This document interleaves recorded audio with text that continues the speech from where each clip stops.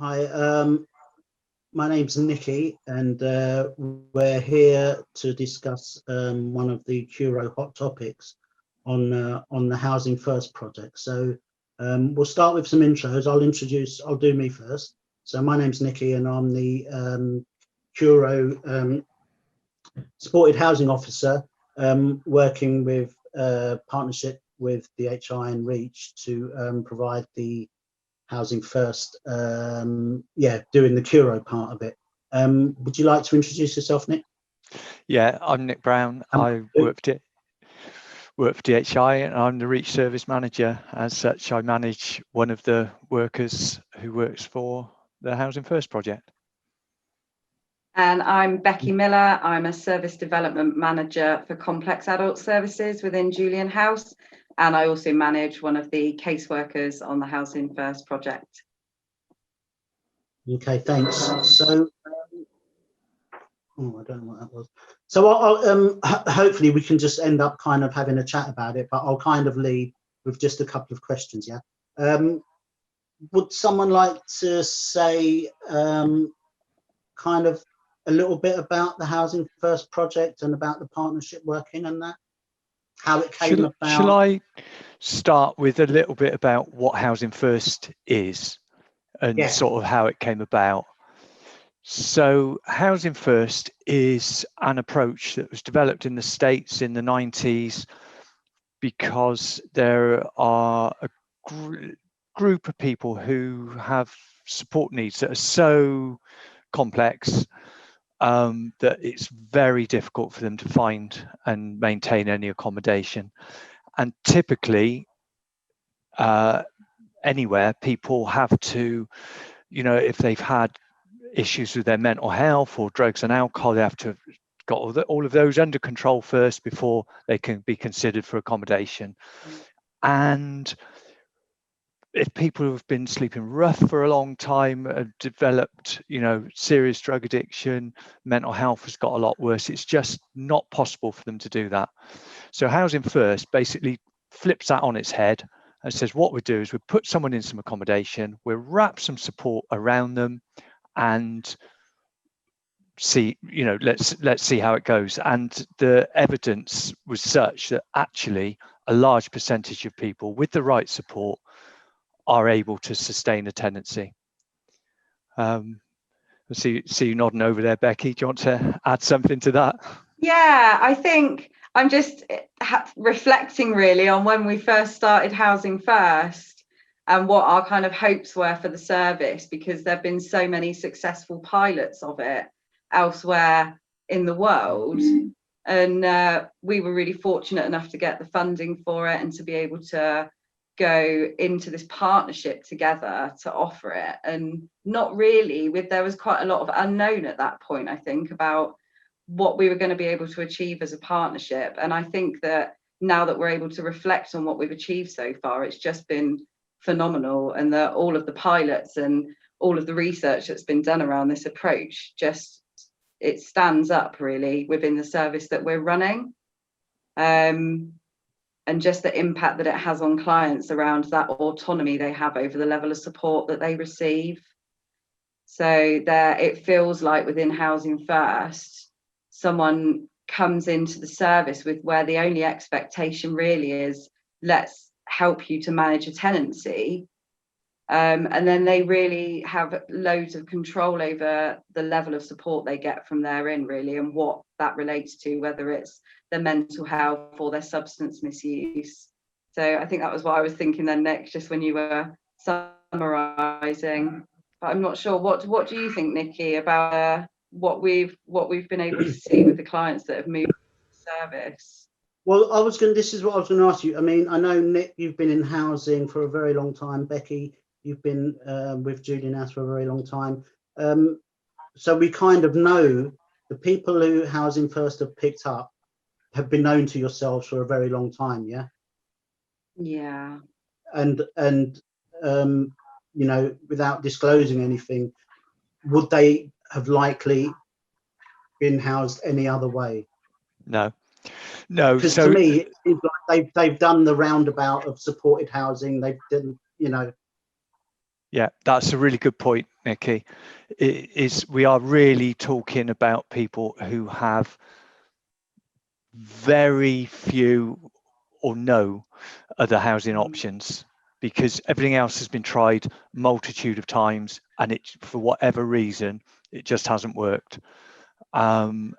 Therefore, nothing that was available in the area was going to work for them. We tried, been tried multiple times, and it certainly wasn't for lack of effort on agencies' behalf, but it was just because of the complexity, sometimes because of how long people had been rough sleeping, they just weren't able to make the changes needed to get from where they were to being housing ready, if you like, which is where Housing First comes into its own. So I'll just say a little bit about the partnership. So we've also had a lot of input from Bain, so very grateful to them as well. But from Curo's side of it, Curo are providing the properties and doing repairs and, the housing management side of it. But I just want to say it's not just a thing of just, oh, let's give them anything, any property will do type of thing. We do try and match suitable properties for suitable clients. So we're not going to put anybody in an area or in a block of flats or in a flat where there is known antisocial behaviour, where there are known like crime hotspots and things like that. Because obviously we all want this to work, and we want to give them the best start. Can I just ask Becky and Nick about, you've touched on it already, the kind of referral process, but about the kind of relationship that needs to be built between the people supporting our clients and the client themselves. Because my kind of understanding is that a lot of our clients, because they've been through the system and that, they're not very trusting, and they've been let down, and it is all about forming a relationship, is it not? Yeah, definitely. So Nick and I both line manage the two caseworkers who provide support to the clients living in Housing First. And the relationships that they build with those clients are just, it's amazing to see, really, but it takes a massive amount of commitment and hard work to really be consistent in the approach that you're using with each person, and take the time to get to know them and do that at their pace. Because, as you said, Nikki, a lot of the clients can be quite untrusting. They've had negative housing experiences before, so they can be very scared and cautious about the process as well. So going at their pace, making sure that they are comfortable with what is happening and that they understand what is happening all of the time, and knowing that you're there for them. So a lot of the clients under that Housing First service have got complex mental health needs. And some days they can be really, really well, everything's going brilliantly. They'll meet up with their caseworker, they might go and have a coffee and talk about what they're going to be doing the following few days. But then the next day, that individual could really, really need a significant amount of support. And I think that is what is enabled to be achieved through the Housing First service, is that the caseworkers can be there when those clients need them. If they need extra support, then there's flexibility to be able to do that. What do you think, Nick? I completely agree. But also you might spend some time with someone one day, and then they might not want to see you for the next or see their caseworker for the next 3 or 4 days. That's fine as well. That is the thing. So one of the prior to people getting housing ready in the traditional model, is people have to engage with services, and if they don't engage with services, then they're not ready for anything. And that's one of the beauties of Housing First, is actually people don't have to engage. So if somebody is, they're not going to lose their housing, they're not going to lose their support worker because they don't want to engage for however long, obviously. But the other thing is that the the caseworkers are very skilled and persistent. So skilled at trying to engage with people who are difficult to engage with in the first place. Also persistent in the you know, they won't give up. Absolutely. And I think, you know, the outcomes and the positive changes that we're seeing in people are really testament to those relationships that they're building. You know, significantly. I think there's quite a few clients within the Housing First service now that are re-establishing contact with families that they may not have seen for a long time. There's a few people that have got contact with children again, which has just been fantastic. And you can really see that sense of pride, I think, lifting within the clients once they're more settled in the service and settled in their home, and they start, because I think there's not a pressure to engage with support, that they start to want to engage with support because they start developing that sense of pride and wanting more for themselves and feeling stability. And, you know, for those clients with the mental health difficulties, they've really been able to engage in a meaningful way with some quite therapeutic interventions, which they just weren't able to do before because they were rough sleeping and every day was different for them. And now they've got that stability, they're able to really engage with services and have better mental health and reduce substance misuse and become healthier and happier, really. Yeah, that's something that I was going to pick up on, Bex. I mean, in my role, I work very closely with the support workers, the case workers that you manage. So, you know, I'm kind of, yeah, it's a good working team.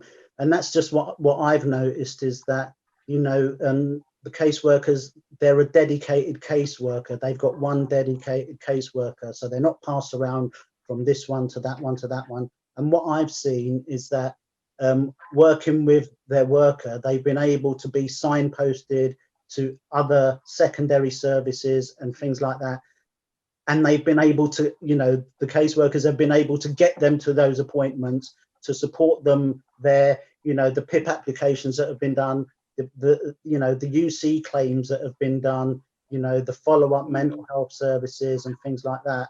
And I think, you know, to that person, that's just something that would never have happened otherwise. And, you know, it's hard to measure that on an outcome, but that person's peace of mind is better, you know, and that's, to me, that's what it's all about.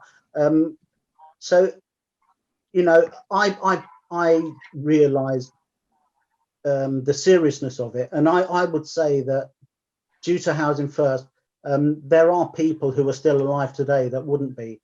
Are you able to say anything about that without breaking anonymity and stuff? Just about the positive impacts that Housing First has had. I think it's about that, you know, those individuals that you're referring to, they just were out for such a long time, and it was immensely difficult to support them to move indoors. But what they've achieved has been remarkable, because they're not only are they able to enjoy their lives now, they're able to they were really very socially isolated, and that's something that's been addressed, and they're happier and they're healthier. And I think that has contributed to them being able to live a longer life, definitely. So I think all in all then, what we're all very, very happy with our Housing First service, and we would like to make sure that it continues long into the future, because it's just been so effective and so successful for everybody that's been working in it and accommodated under it as well, I think. Yeah, I think it's been a great success, and I think it was very original and very brave for everybody to take it on, I think, actually. I think one of the reasons that it has worked so well, because one of the biggest difficulties with this client group is finding accommodation. So having the partnership with Curo has been, you know, without that, it would have been very difficult to have found, you know, it's not the easiest sell in the world. We've got the people with the most complex needs in Bath, and we'd like you to house them. They haven't got to engage with support or anything, but it's worked really well separating the management side of stuff, which you do, Niki, from the support side of stuff, which Julian House and DHI do. And as you know, the three organisations working in partnership, which we do across other projects as well, just is one of the biggest successes, I think. I'd also like to say, if anyone is interested in finding out more about Housing First, we share a link at the end. There is a fantastic TED talk that lasts about 11 or 12 minutes that is really worth a watch. So we'll get the link up at the end of this. Thanks, Nick. And yeah, I mean, my own personal experience, I love working on this project, and it's great working with everyone. Thanks very much for your input. Yeah, thank you.